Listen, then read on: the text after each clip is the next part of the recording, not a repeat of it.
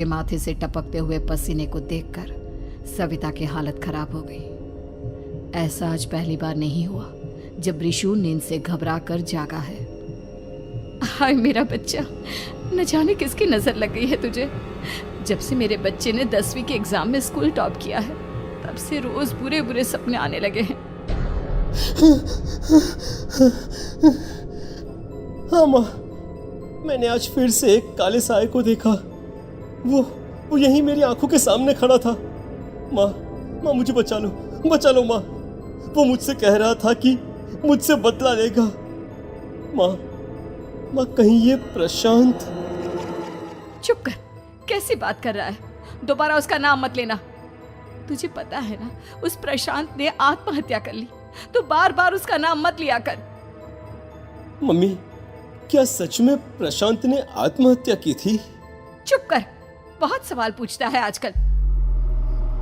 और फिर रात के वक्त सविता के पूरे घर में एक अजीब सा काला धुआं छाने लगा। गहरी नींद में सोई सविता की जैसे ही आंख खुली उसका दम घुटने लगा। वो दौड़कर रिशु के रूम की तरफ गई जहां उसके दरवाजे पर घूमती एक काली परछाई देख वो बुरी तरह से घबरा गई। कौन है वहाँ? कौन है? सामने आओ। ये मैं हूँ, तुम्हारी काली करतूत।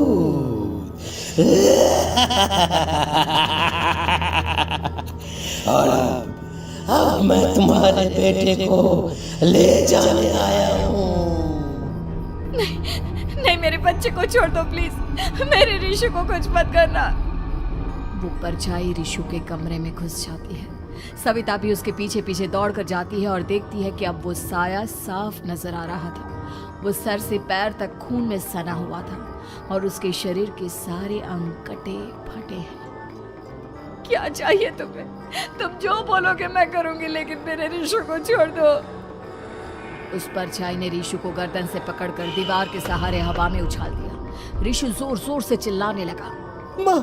माँ बचाओ मुझे, बचा लो माँ। ये मुझे मार डालेगा। माँ मुझे बचा लो माँ। नहीं ऐसा मत करो। मुझे मार दो लेकिन मेरे बच्चे को छोड़ दो। मैं तुम्हारे आगे हाथ जोड़ती हूँ। वो परछाई रिशु को जमीन पर गिरा देती है और अचानक वहां से गायब हो जाती है। रिशु, मेरा बच्चा, तू ठीक तो है ना? कुछ बोल बेटा, क्या हुआ है तुझे? मैं ठीक हूँ माँ। क्या हुआ था यहाँ पर? कुछ नहीं बेटा, कुछ नहीं। तू परेशान मत हो। हम कल ही गांव के बाहर जो तांत्रिक महाराज रहते हैं उनके पास चलेंगे। ठीक है माँ, हम जल्द ही उनके पास चलेंगे। मुझे बहुत डर लग रहा है माँ। ये बार बार मुझे डरावने सपने आना, ये सब हमारे साथ क्यों हो रहा है माँ? अगले दिन सविता अपने बेटे रिशु को लेकर गांव के बाहर तांत्रिक के पास जाती है। जिस जगह पर तांत्रिक रहा करता था वो जगह बहुत डरावनी थी। चारों तरफ कंकाल और खूब भूतियां नजर आ रही थी। गांव से दूर वीराने में उस जगह पर जोर से आंधी चल रही थी। रिशु ने डर कर अपनी माँ का हाथ पकड़ लिया। माँ मुझे बहुत डर लग रहा है। ये कैसी जगह है? देख बेटा, हमारे साथ जो कुछ भी हो रहा है उसका इलाज सिर्फ और सिर्फ ये तांत्रिक महाराज ही बता सकते हैं। अब यही है जो हमें प्रॉब्लम से बाहर निकाल सकते हैं। जैसे ही सविता और रिशु तांत्रिक की झोपड़ी के अंदर पहुंचे, वहां का नजारा देखकर उनकी आंखें फटी की फटी रह गई। तांत्रिक की झोपड़ी के अंदर कई सारे लोग अपनी गर्दन घुमा घुमा कर जोर जोर से चीख रहे थे। कौन हो तुम और यहाँ क्यों आई हो? महाराज, मेरे बेटे को कुछ दिनों से एक डरावनी काली परछाई नजर आती है और कल रात उसने मेरे बेटे पर हमला भी कर दिया।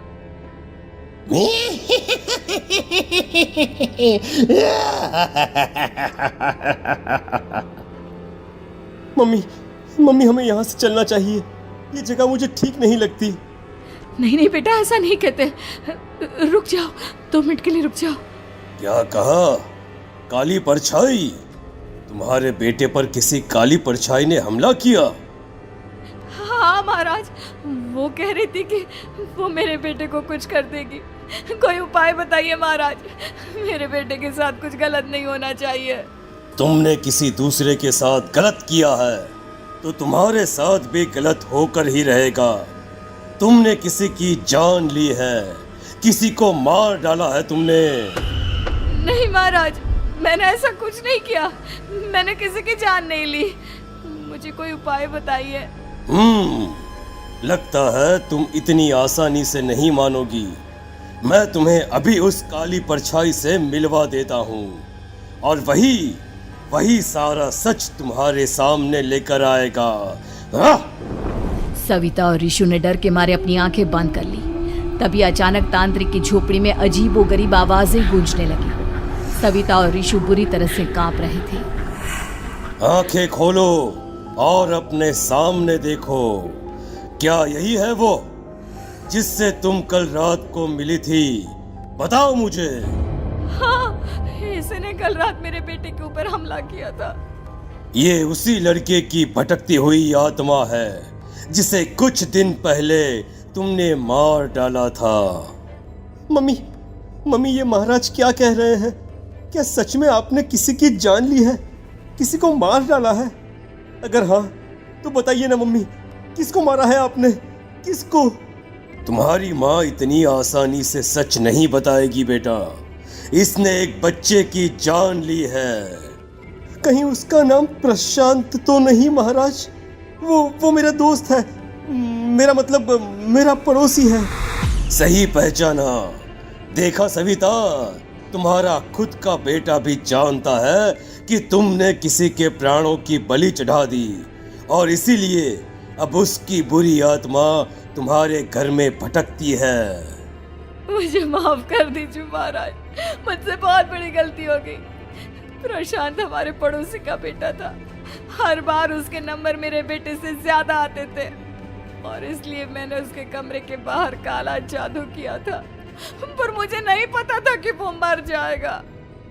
तुम्हारे उसी काले जादू वाली गुड़िया के अंदर एक बुरी आत्मा थी जिसने उस बच्चे के दिमाग पर बुरा असर कर दिया और उसी की वजह से उस लड़के ने अपनी बालकनी से कूदकर आत्महत्या कर ली।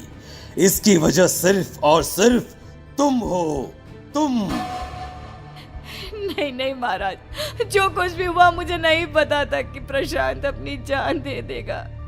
प्रशांत की आत्मा इस वक्त तुम्हारे सामने खड़ी है, हमसे बात करना चाहती है। बोलो क्या कहना चाहते हो? मैं जीना चाहता था, बड़ा होकर कुछ बनना चाहता था। आपके बेटे से मुझे कोई परेशानी नहीं थी। अरे वो तो मेरा अच्छा दोस्त था। मुझे माफ कर दो बेटा, मुझसे बहुत बड़ी गलती हो गई, मुझे माफ कर दो। माफ करने से मुझे वापस जिंदगी नहीं मिल जाएगी। मेरे माँ बाप आज भी मेरे लिए रोते हैं।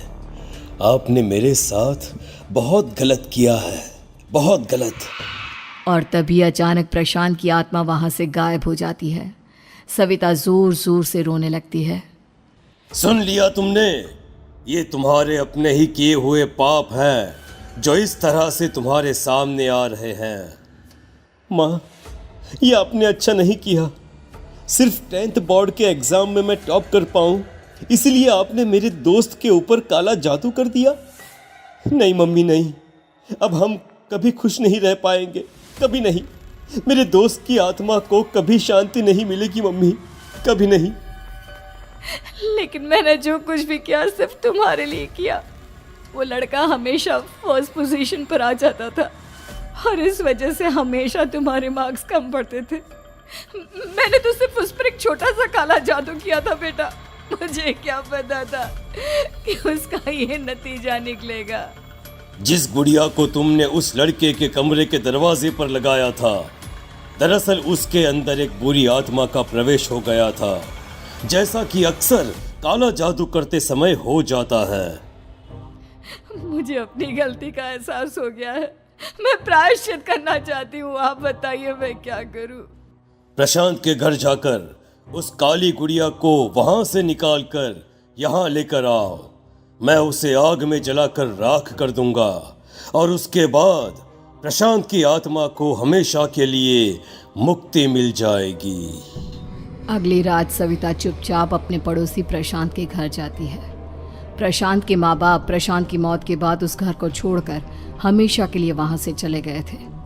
जैसे ही सविता उस घर के अंदर कदम रखती है, उसका सामना अजीबोगरीब हैवानियत से भरी आवाज़ों से होने लगता है। ऐसा लग रहा था जैसे कोई बुरी तरह से चीख रहा हो। सविता जैसे ही प्रशांत के कमरे के बाहर पहुंचती है, वहां पर लटकी हुई गुड़िया के शरीर से खून टपकने लगता है। ये क्या हो रहा है? इस गुड़िया के शरीर से खून क्यों टपक रहा है? सविता हिम्मत करते हुए उस गुड़िया को वहां से उतारने की कोशिश करती है, लेकिन तभी अचानक से बहुत भयानक दिखने वाली औरत उसकी आंखों के सामने आकर खड़ी हो जाती है। मैं यहाँ से कहीं नहीं जाऊंगी, और अगर तूने मुझे यहाँ से हटाने की कोशिश की तो मार डालूंगी मैं तुझे। नहीं नहीं, मुझे तुम्हें यहाँ से ले जाना ही होगा, नहीं तो मेरा बेटा, उसकी जान को खतरा है। मैं तुम्हें नहीं छोड़ सकती। अगर तुम्हारे अंदर हिम्मत है तो मुझे इस घर से बाहर ले जाकर दिखाओ। और ऐसा कहकर वो औरत सविता के ऊपर हमला कर देती है और उसे हवा में उछाल उछाल कर जमीन पर पटकती है। लेकिन तभी अचानक मौका देखकर सविता अपने हाथ में ली हुई सुई उसके हाथ में चुभो देती है। हाथ में सुई लगते ही वो औरत जमीन पर तड़पने लगती है। ये क्या किया तूने? ये क्या कर दिया? तुझे ऐसा नहीं करना चाहिए था। तांत्रिक ने मुझे कहा था कि तुझसे जीतने का सिर्फ यही एक तरीका है जिससे मैं अपने पापों का प्रायश्चित कर सकती हूँ और अपने बेटे की जान बचा सकती हूँ। और उसके बाद वो डरावनी दिखने वाली औरत एक छोटी सी जादुई गुड़िया में तब्दील हो गई और सविता ने उसे ले जाकर तांत्रिक को दे दिया। तांत्रिक ने जादुई गुड़िया को आग के हवाले कर दिया।